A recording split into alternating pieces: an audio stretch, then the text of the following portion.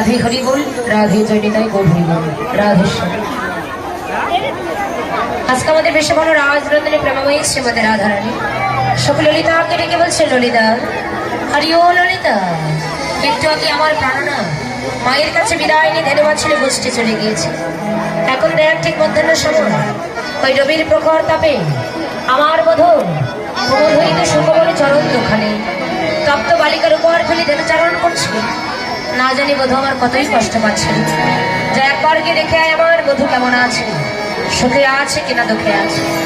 ললিতা বলে, রাধে তোর বধূ কেমন আছে কথা তো আমরা বলতে পারবো না, তোর বধূর যদি কুশল জানতে চাস যা রাধে, তাহলে একবার তোর বধূর কাছাকাছি যে থাকে তাকেই স্মরণ কর। বলি বধূর কাছাকাছি কি থাকে? সখীরে বধূর কাছাকাছি থাকে সখী বৃন্দাবতী। সখী বৃন্দাবতী অর্থাৎ সখী তুলসী। এই তুলসীকে যদি স্মরণ করিতে পারিস, একমাত্র সখী তুলসী পারবে তোর বধূর কুশল এনে দিতে। যা রাধে এই বলে আর বিলম্ব না করে আমার প্রেমময়ী আমার কৃষ্ণ প্রেয়সীকে ডাকতে লাগলে। তুলসী হলেন কৃষ্ণ প্রেয়সী আর রাধানী হলেন প্রেমময়ী। এবার কণ্ঠটা জড়িয়ে ধরে মধুর মধুর কথা বলছে। আহা রাধিকা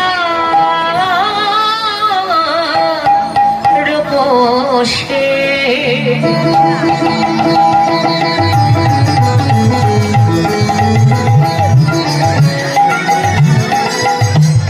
লইয়া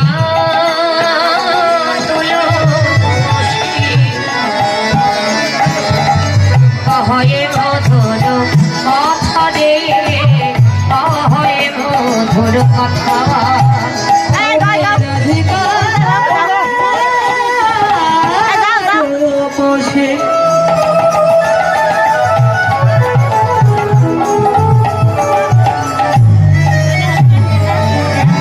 লইয়া তুলসী অহয়ে মধুর কথা রে, অহয়ে মধুর কথা। বয়সে কননে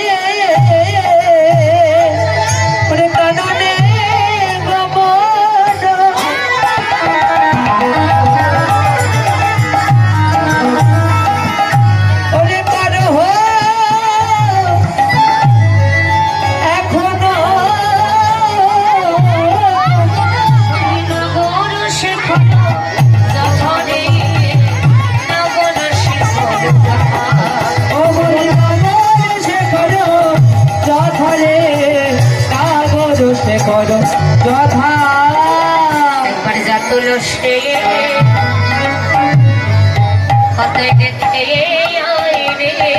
একবার যা তুলসী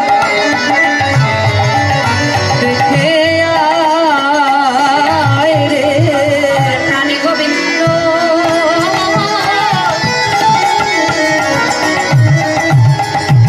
প্রাণী গোবিন্দ গোবিন্দ কেমন আছে? একেবারে যা তুলসী দেখে আয় রে। আমার প্রাণ গোবিন্দ